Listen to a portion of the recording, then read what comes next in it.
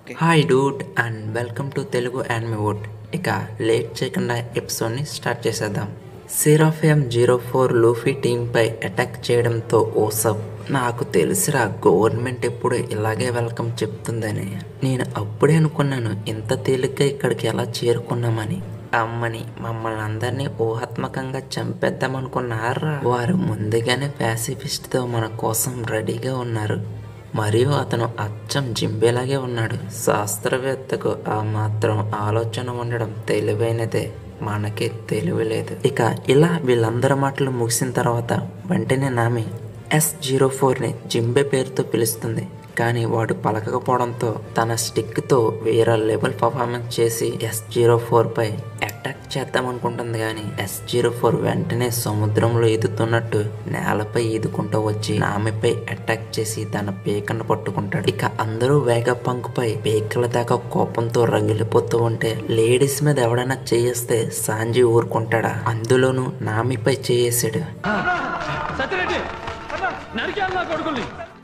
నువ్వు ఎవడైతే నాకేంట్రా జింబే అని S04పై తన కాళ్ళతో ఒకే తన్నుతాడు. అలా ఎగురుకుంటూ పడిన S04పై రాబిన్ నువ్వు చేసిన పని క్షమించలేనిది అని తన భారీ పుష్పాన్ని బయటకు తీస్తుంది. ఇదంతా చూస్తున్న 2 పంక్స్ అక్కడ ఏం జరుగుతుంది, అంత పెద్ద అమ్మాయి ఎక్కడి నుంచి వచ్చింది, ఇది చాలా బాగుంది, ఇలాంటి దృశ్యం రేర్ గా కనిపిస్తుంది. ఇప్పుడు గాని సెరాఫియం యొక్క పవర్స్ ని స్ట్రాంగ్ చేసామంటే ఉంటాది.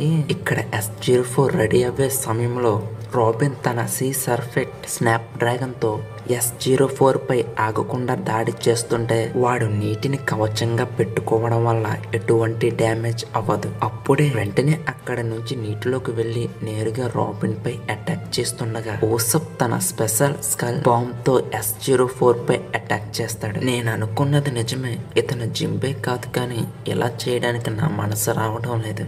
ఫ్రాంకీ రాబిన్ ఆ దాడికి ఎక్కడికి వెళ్ళిపోయాడు అని వెతుకుతూ ఉండగా ఓసప్ బ్యాక్ సైడ్ నుంచి అటాక్ చేసి ఓసప్ని పట్టుకుని ఊపిరాడకుండా చేస్తుంటే వెంటనే సాంజీ కాపాడడానికి వెళ్తుండగా ఫ్రాంకీ, ఇది నేను చూసుకుంటా, నువ్వు చిన్నది కూడా కదలకుండా ఉండు అని S04కి ఎయిమ్ చేసి లేజర్ బీమ్ తో అటాక్ చేస్తాడు. కానీ అప్పుడే పంక్ వెంటనే తప్పించుకో S షార్క్ అనడంతో లేజర్ బీమ్ తగలక ముందే S04 తప్పించుకుంటాడు. అప్పుడే పంక్ 03 ఎడిషన్ అతను లేజర్ బీమ్ ని ఉపయోగిస్తున్నాడు.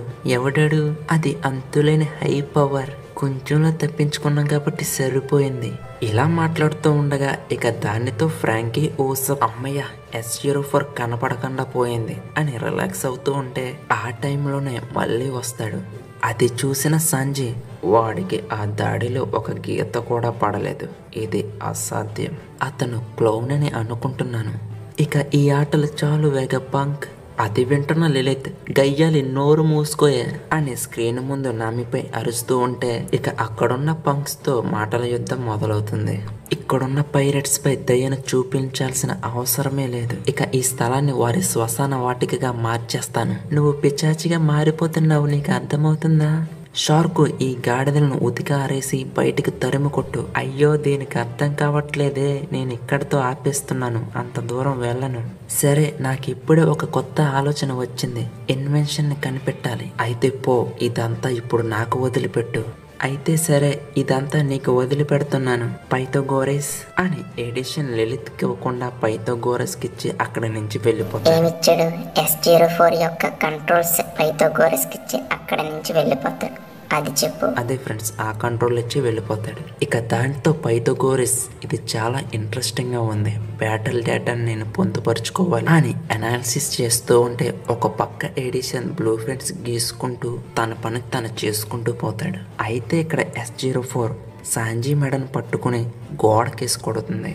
సూపర్, అతను ఎదుగుతున్నప్పటి నుండి సెరాఫియం యొక్క దాడి కూడా అభివృద్ధి చెందుతూ వస్తుంది. అంటే నేను అనుకున్నట్లుగానే వారి రక్త సంబంధమైన ఎలిమెంట్స్ తో అనుభవాలు రూపుదిద్దుకుంటున్నాయన్నమాట. ఇలా పైథాగోరస్ ఎనాలిసిస్ చేస్తూ ఉంటే ఒక పక్క లిలిత్ S04ని లూఫీ పైరెట్స్ అందరినీ వేసామని కాల్ చేస్తూ ఉంటే అట్లస్ మరియు ఎడిషన్ దగ్గర ఉన్న ఎనర్జీ వస్తుంది. అప్పుడే పంకు 06 యార్క్ అని చూపిస్తారు. ఈవిడ చేసే పని ఏంటంటే ఫుల్ గా తినడం, తిని తొంగడం. దానివల్ల ఈమె కనెక్ట్ అయి ఉన్న మిగతా పంక్స్ కి ఈమె తినడం వల్ల ఎనర్జీ వస్తుంది. కాబట్టి మిగతా వాళ్ళకి అంత తినే పని ఉండదు. ఇక అప్పుడే శాఖ, ఏ పైథాగోరస్ ఆ డేటాని లాగడం ఆపు, నేను వారితో మాట్లాడాలి. ఆగాగు, నాకింకా మరింత ఇన్ఫర్మేషన్ షార్క్ నుండి తీసుకోవాలని ఉంది. నోరు మూసుకుని వెనక్కి పోరా శాఖ, నీకేంటి వారితో పని? నేను తర్వాత దశకి వెళ్ళాలనుకుంటున్నాను, నువ్వు రెచ్చిపోకుండా చెప్పింది చేయి. ఇక్కడ చూసుకుంటే S04 వారిపై దాడి చేయడానికి రెడీగా ఉంటాడు. అప్పుడే శాఖ అక్కడికి వెళుతుంటే పైథాగోరస్ లూఫీ యొక్క టీమ్ సూస్ని కంట్రోల్ చేస్తూ ఉంటాడు. అయితే వారిని S04 ఎదురుగా తీసుకువచ్చి నిలబెడతాడు. కానీ అప్పటికే S04 వాళ్ళపై దాడి చేయడానికి రెడీగా ఉంటుంది. ఇక చాలు, ఇక్కడ నుంచి వెళ్ళిపో సెరాఫేమ్, ఎడిషన్, లిలిత్, పైథాగోరస్. నాకు తెలిసి మీరు ఇక్కడతో ఆపేస్తే మంచిది.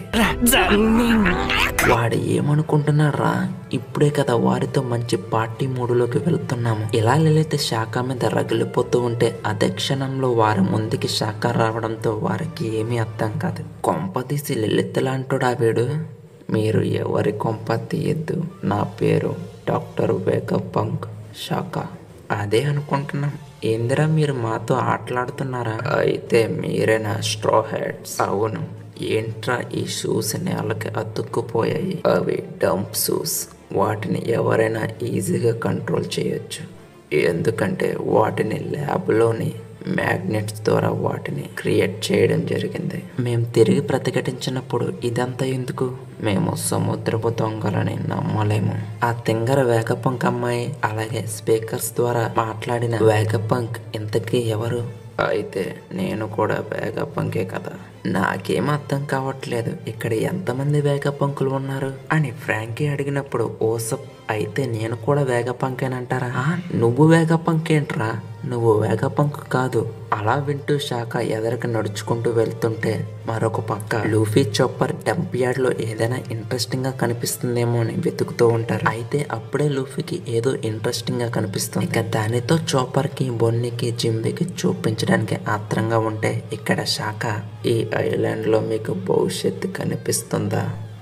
ఎందుకు కనబడతలేదు? ఇక్కడ టెక్నాలజీ, సీ బీట్స్, అలాగే ల్యాండ్ను కంట్రోల్ చేసే ఎయిర్ కండిషన్, ఇలా మేము చూసిన వాటిలో ఇదే అభివృద్ధి చెందిన ఐలాండ్. మీరు మాతో శత్రుత్వాన్ని పెంచుకోవద్దు, లెట్స్ బి ఫ్రెండ్స్ వేగపంక్.